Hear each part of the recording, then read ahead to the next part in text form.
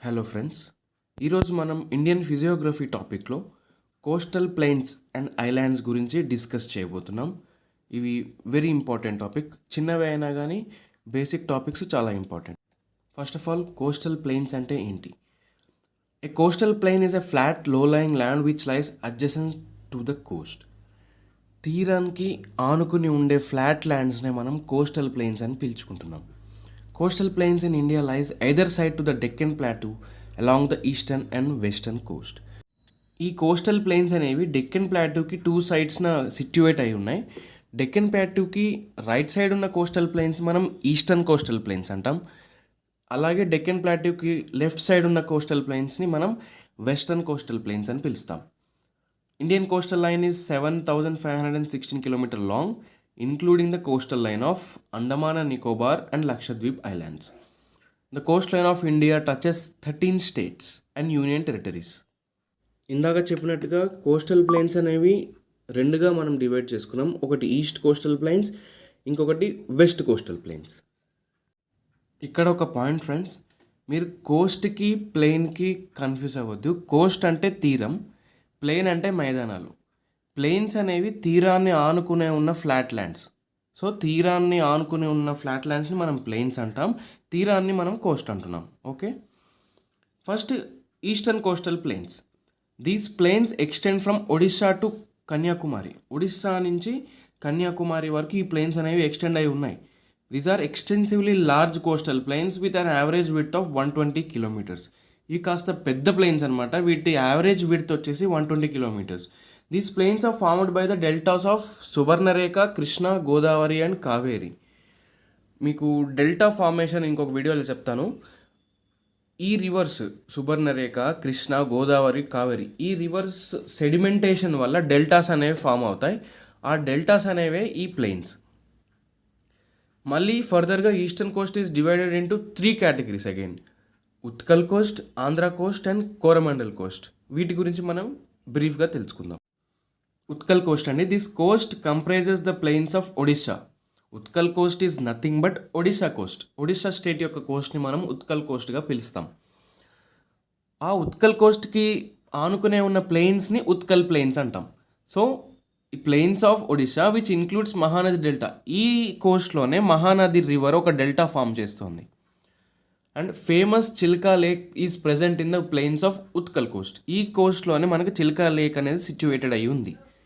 Deltas in this region are home to various bird sanctuaries. ఈ కోస్ట్లో మనకి lakes and streams అనేవి ఎక్కువగా ఉంటాయి కాబట్టి బర్డ్ శాంచువరీస్ కూడా చాలా ఎక్కువగా ఉంటాయి.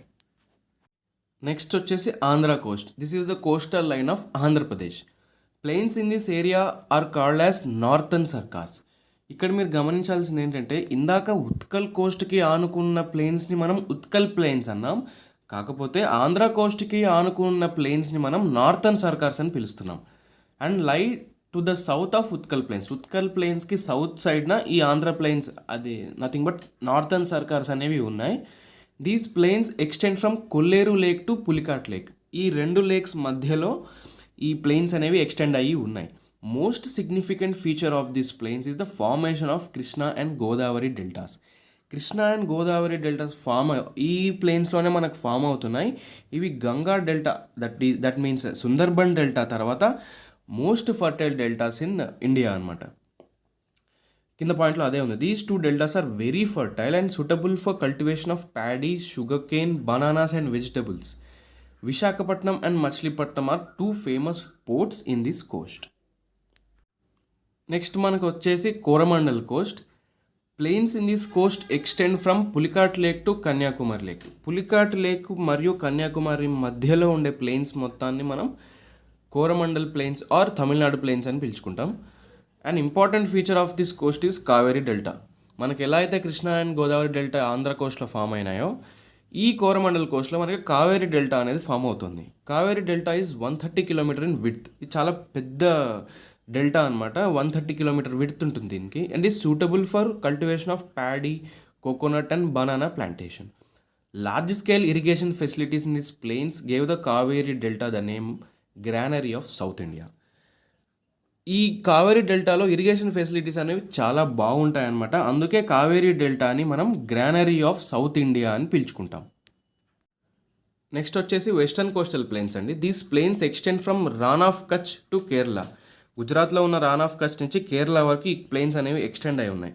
When compare to eastern coastal plains, western coastal plains are narrow with an average width of 65 kilometres.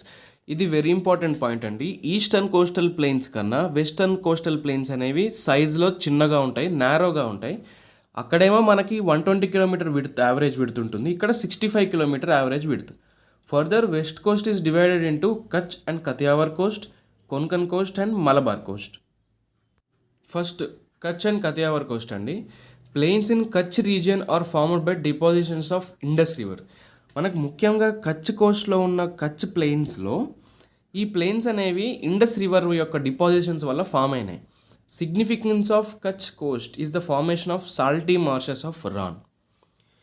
ఈ ప్లెయిన్స్ యొక్క విశిష్టత ఏంటి అంటే ఈ ప్లెయిన్స్లో సాల్ట్ ఫార్మేషన్ చాలా ఎక్కువగా ఉండి నేల మొత్తం తెల్లగా కనిపిస్తుంది. మీకు మగధీర సినిమాలో ఒక సాంగ్ షూటింగ్ కూడా ఈ ప్లెయిన్స్లోనే మనకి అయ్యింది. Next Kathiawar plains are home for famous Asiatic lions. Next Kutch తర్వాత కతియావర్ ప్లెయిన్స్లో మనకి డెన్స్ ఫారెస్ట్స్ ఉంటాయి అండ్ గీర్ ఫారెస్ట్ అంటారు గుజరాత్లో వాటిని. అక్కడ లయన్స్ యొక్క పాపులేషన్ ఎక్కువ. To the south east of Kutch and Kathiawar lies the plains of Gujarat which is formed by Narmada, Tapati and Sabarmati rivers. ఈ కచ్ అండ్ కతియావర్ కోస్ట్కి సౌత్ రీజియన్లో మనకి గుజరాత్ ప్లెయిన్స్ అనేవి ఉంటాయి. అవి సబర్మతి, నర్మదా, తప్తి యొక్క డిపాజిషన్స్ వల్ల మనకి ఫామ్ అయినాయి. అండ్ ఇక్కడ cotton is predominantly major crop. Gujarat స్టేట్లో కాటన్ ప్రొడక్షన్ అనేది చాలా ఎక్కువ. ఎస్పెషల్లీ ఇన్ సూరత్ డిస్ట్రిక్ట్ చాలా కాటన్ మిల్స్ ఉంటాయి. Next Konkan coast. Plains in this coast extends from Daman to Mangaluru. Daman అంటే గుజరాత్ యొక్క southern part and Maharashtra, Goa, Karnataka వీటి అన్నిటి కోస్టల్ ఏరియాస్ని మనం కొంకన్ కోస్ట్ అని పిలుస్తున్నాం. Thane creek in Mumbai is an excellent natural harbour. Creek అంటే ఏం లేదు, భూమికి ఒక పగులు. ఆ క్రీక్ మనకు ఎలా యూజ్ అవుతుందంటే ఒక మంచి నేచురల్ హార్బర్లా యూజ్ అవుతుంది. అంటే షిప్స్ వచ్చి ఆగే ప్రదేశం అనమాట. Rivers like Shravasti descend through steep slopes and create water falls like Jog falls. Shravasti లాంటి రివర్స్ కర్ణాటకలో స్టీప్ స్లోప్స్ నుంచి డిసెండ్ అవుతూ మనకి వాటర్ ఫాల్స్ని క్రియేట్ చేస్తుంది. అందులో జాగ్ ఫాల్స్ అనేది highest water falls in India. Next వచ్చేసి Malabar coast. Plains in this coast are much wider than Konkan plains. Konkan ప్లెయిన్స్తో కనుక కంపేర్ చేసుకుంటే మలబార్ ప్లెయిన్స్ అనేవి కాస్త పెద్దగా ఉంటాయి. Existence of lagoons, back waters is a significant feature of this coastal plains. ఈ lagoons అనేవి అండ్ బ్యాక్ వాటర్స్ అనేవి వాటర్ బాడీస్ అండి. వీటి గురించి మనం మరొక వీడియో చేసుకుందాం. సో ఇవి ఇక్కడ ఫామ్ అవుతాయి, ఈ ప్లెయిన్స్లో ఇక్కడ ఫామ్ అవుతాయి. వీటిని లోకల్గా కాయల్స్ అని పిలుస్తారు. ఈ లాగూన్స్ అండ్ బ్యాక్ వాటర్స్ని కేరళ లోకల్స్ కాయల్స్ అని పిలుస్తారు. Soil is extremely suitable for cultivation of coconut, banana and spices. మనకు తెలుసు Kerala is also known as spice bowl of India. So ఇక్కడ సాయిల్ అనేది కోకోనట్, బనానాస్ మరియు స్పైసెస్ యొక్క కల్టివేషన్కి అత్యంత అనుకూలంగా ఉంటుంది. ఇప్పటిదాకా కోస్టల్ ప్లెయిన్స్ గురించి డిస్కస్ చేసాం. ఇప్పుడు ఐలాండ్స్ ఆఫ్ ఇండియా అనే టాపిక్ చూద్దాం. ఇండియాకి right side bay of Bengal ఉంటుంది and left side Arabian sea ఉంటుంది. బే ఆఫ్ బెంగాల్లో ఉండే ఐలాండ్స్ని మనం అండమాన్ అండ్ నికోబార్ ఐలాండ్స్ అంటాం. అరేబియన్ సీలో ఉండే ఐలాండ్స్ని మనం లక్షద్వీప్ ఐలాండ్స్ అంటాం. వీటి గురించి ఇప్పుడు డిస్కస్ చేద్దాం. Andaman and Nicobar islands. These islands are formed due to volcanic activity. First important point, ఈ ఐలాండ్స్ ఎలా ఫామ్ అయ్యాయి మనకు క్వశ్చన్ వస్తే వాల్కనిక్ యాక్టివిటీ వల్ల ఫామ్ అయ్యాయి అని మనం చెప్తాం. Northern part is known as Andaman islands and southern part is known as Nicobar islands. ఈ అండమాన్ ఐలాండ్స్ అనేవి ఒక గ్రూప్ ఆఫ్ స్మాల్ ఐలాండ్స్. మళ్ళీ కింద నికోబార్ ఐలాండ్స్ అనేవి కూడా ఒక గ్రూప్ ఆఫ్ స్మాల్ ఐలాండ్స్. ఈ రెండు స్మాల్ గ్రూప్ ఆఫ్ ఐలాండ్స్ని డివైడ్ చేసే లైన్నే మనం 10 డిగ్రీ ఛానల్ అని చెప్తాం. Next barren island which is located in Nicobar islands is the only active volcano in India. Nicobar ఐలాండ్లో బ్యారెన్ ఐలాండ్ అనేది ఒక ఐలాండ్ ఉంది. ఆ ఐలాండ్ ఏంటి అంటే ఇండియాలో ఉన్న ఏకైక active volcano. Lakshadweep Islands, these are entirely made of coral deposits. Coral deposits వల్ల ఫామ్ అయిన islands Lakshadweep islands. Volcanic activity వల్ల ఫామ్ అయిన islands Andaman and Nicobar islands. Major difference ఇదే. కోరల్ రీఫ్స్ అనేవి మనం ఒక స్పెషల్ వీడియో చేసాం. Please go and watch that video. Minicoy is the largest island of this Lakshadweep islands. Lakshadweep islands కూడా ఒక స్మాల్ గ్రూప్ ఆఫ్ ఐలాండ్స్. అందులో మినికాయ్ అనేది largest. These islands are formerly known as Laccadives, Amindives and Minicoy.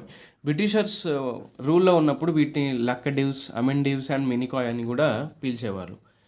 This group of islands are famous for coral reefs and its marine biodiversity. ఈ ఐలాండ్స్లో మనకి coral reefs అనేవి చాలా ఎక్కువగా కనిపిస్తాయి.